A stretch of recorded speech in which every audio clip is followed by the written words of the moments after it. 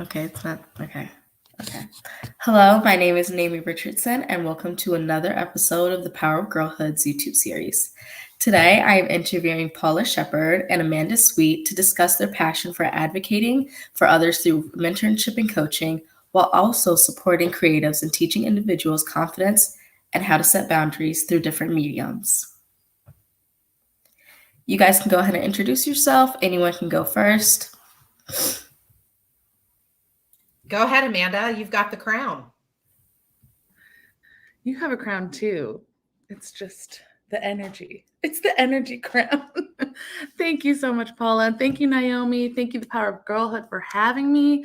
My name is Amanda Sweet. I am the very first ever Miss Voluptuous America, representing the Miss Voluptuous pageants. I also have coined a title for myself, the Creative Fairy Godmother. I love to help people, specifically women of color, just find themselves, and I love to coach them in their confidence through clothing. So I do a whole bunch of fun nonprofit work, and during the day I get to work actually with Brenda at Bamboo. I am the community manager there, where I get to work with entrepreneurs and creatives every single day and help them build and grow their businesses. So that's a little bit about me. Oh my gosh, both of you are so amazing. I'm just really honored to be here. So my name is Paula Shepherd, and I'm located in Austin, Texas, originally from Maryland. So moved out here in 2013.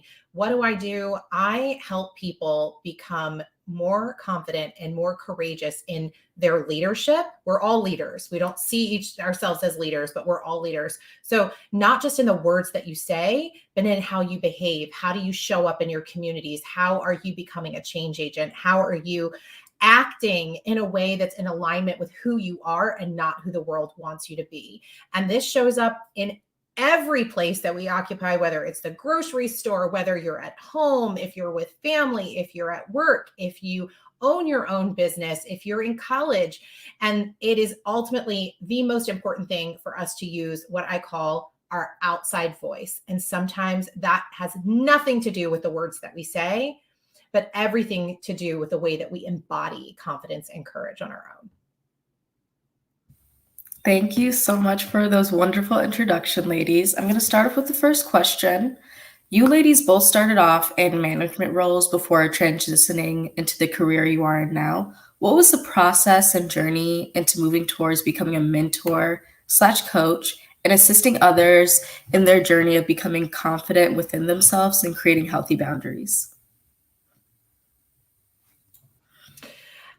I mean, I think mine was a little from the selfish point of view, is I had spent 40 years of my life trying to fit in, and I know that there are a lot of people that can relate to that, right? And for me, it took me 2 decades in corporate America to realize that it wasn't where I sat on the org chart that mattered. It didn't matter how much money I made, because sometimes those things were a result of me behaving in a way or not behaving in a way that felt like me. And so the impetus for me doing this is really to help people truly feel free. And that freedom doesn't come from a gift or a role. It comes from the gift we give ourselves by using our voice. I love that answer so much. Go right ahead, Amanda.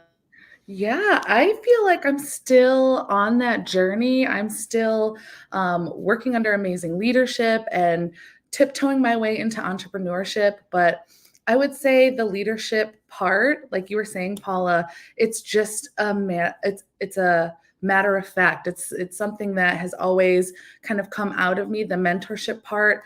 Whenever I'm in a space, I just find myself leaning into people, saying like, "What can I do to help you? What do you need? What do we got to do to get you there? What are your dreams? What do you want to be when you grow up?"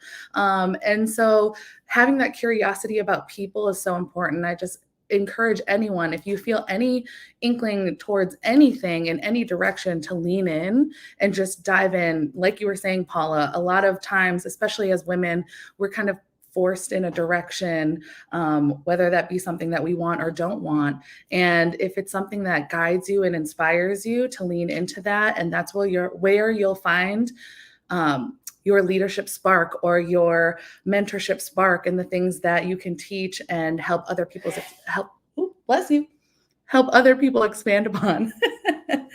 But yeah, so I'm still figuring it out. I'm still learning and growing, and as a manager now of a community space, it's every day I'm learning something new, and I look forward to never not learning, because I think it's a lifelong journey of that, leaning into leadership and mentorship and all of that good juicy stuff. I love that so much. I feel like that's also really important. You guys are both young still. Um,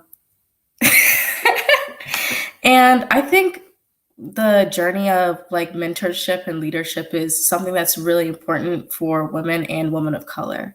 So the next question is, again, when I read you guys' bio, it talked a lot about confidence and healthy boundaries. What are some tips you guys can give to young women that may be watching this or in search of themselves when it comes to breaking patterns of people pleasing, of pleasing people and learning how to communicate? Because that's something that I still deal with. I'm only 20 years old, and that's something that I have to go through, something every day that I'm trying to break.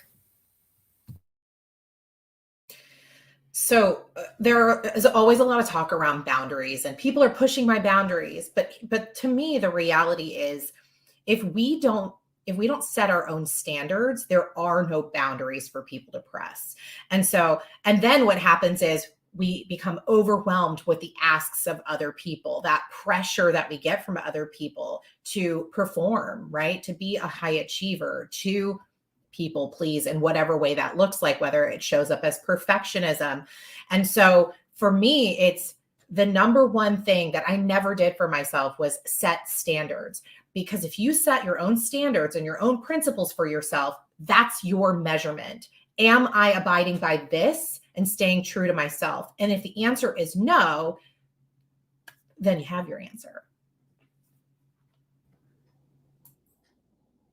Yeah, I think that, like you were saying, Naomi, you're in your 20s and you're kind of working your way through it. And I'm 32, and I feel like I am finally becoming aware that boundary setting all starts with me and doesn't start with the other person. So in my 20s, I was a very much like, yes, anything you need, whatever you want, and trying to hit that very high standard for other people and not being aware that I needed to set my own limitations and boundaries. But first I needed to ask my question, ask a question to myself was, what are my boundaries?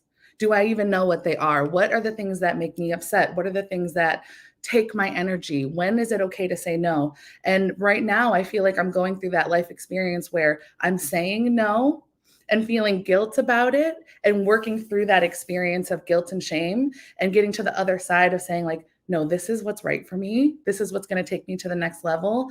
And I'm praying and hoping and seeing people like, and women like you, Paula, looking forward to being more in alignment with you and being able to say like, no, that's just not something within my boundaries, and not feeling any guilt and shame. So I'm kind of going through that process. Like, I feel like I'm at the beginning of it, and it's really, really exciting.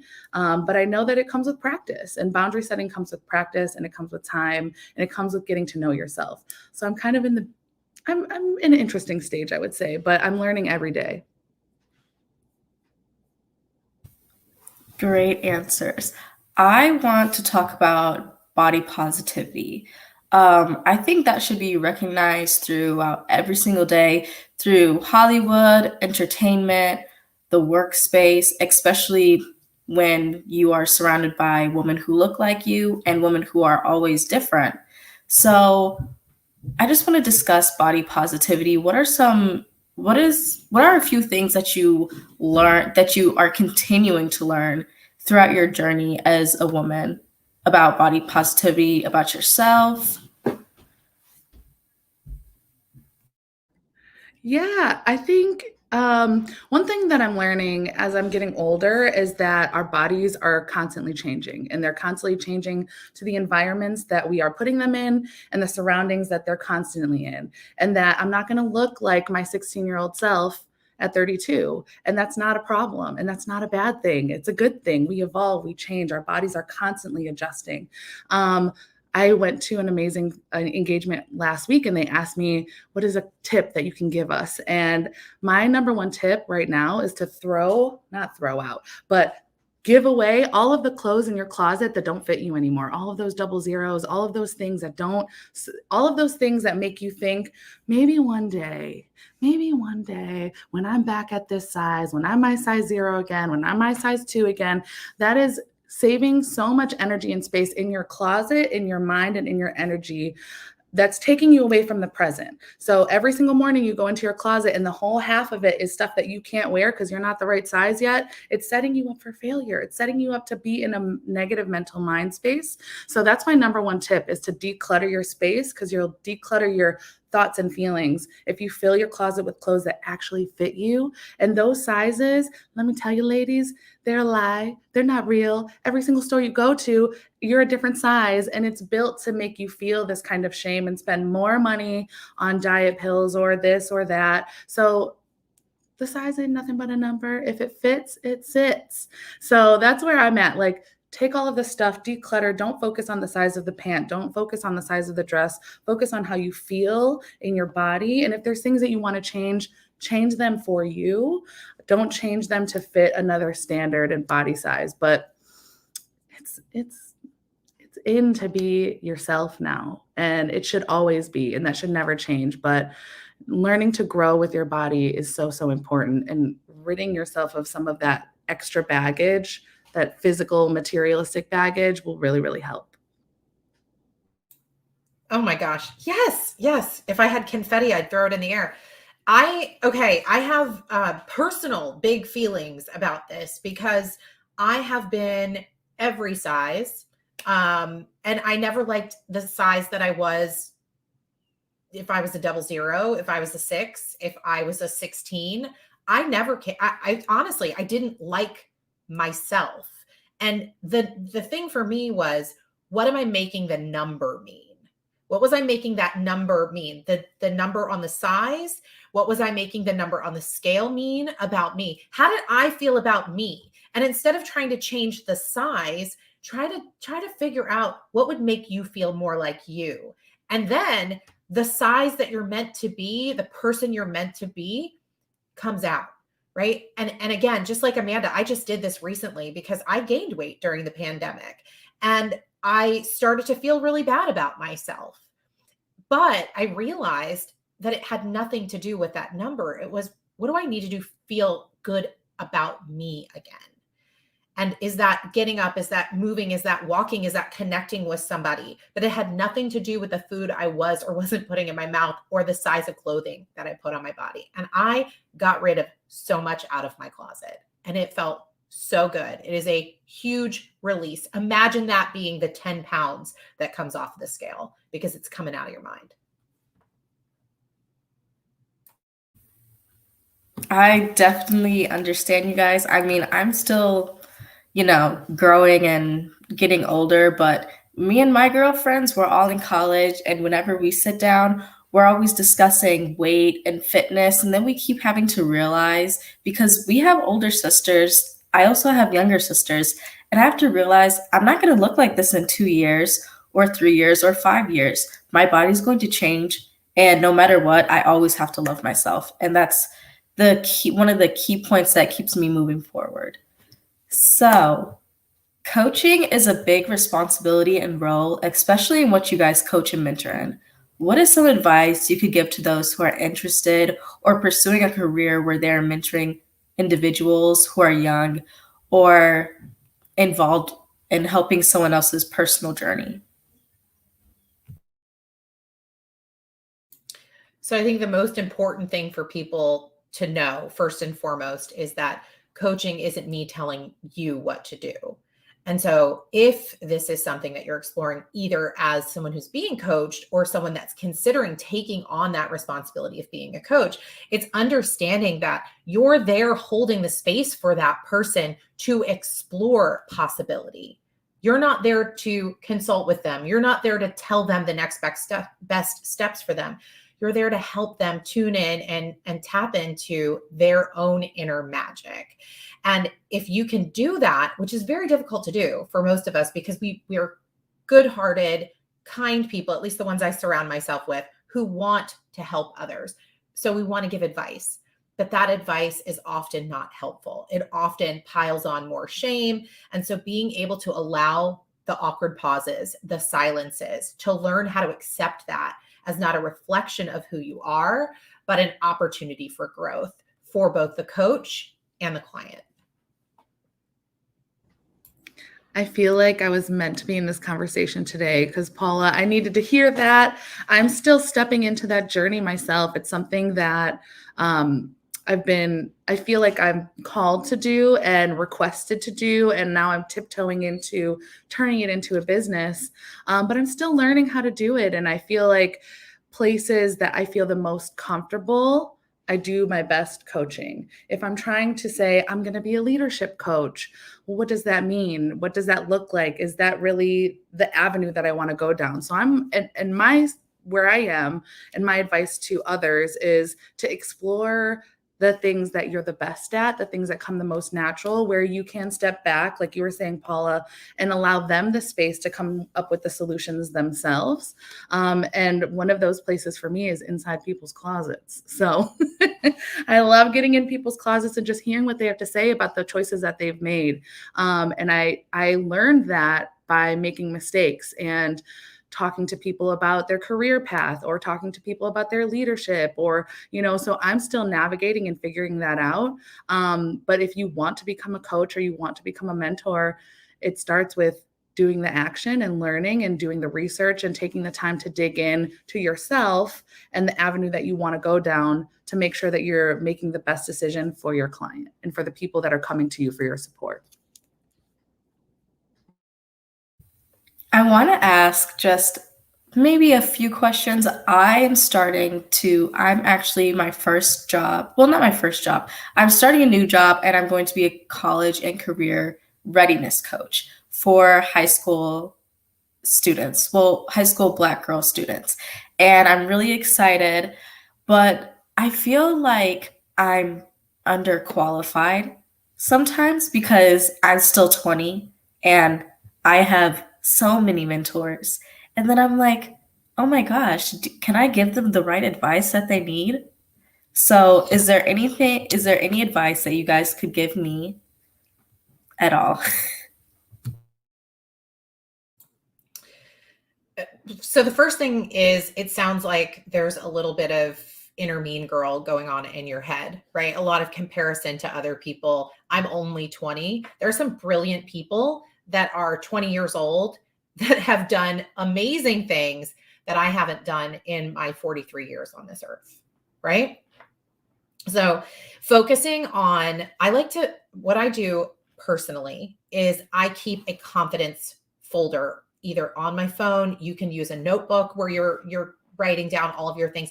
Write down every accomplishment. Celebrate every little thing that you've done, not just what shows up on your resume, but absolutely everything, so that when you start to doubt yourself, you can remember how many steps ahead you actually are, right? The people that are coming to you are going to be coming to you with that same fear, with that same thing in their mind going, oh my gosh, this person has way more experience than I am. And the reality is, looking at it from a coaching perspective, you're helping them explore what's possible for them versus giving them advice about what they should or shouldn't be doing. And for that, you're already in college. You've already made choices that they haven't yet made. So in my mind, you are in fact the expert, and you are very qualified to be in that role.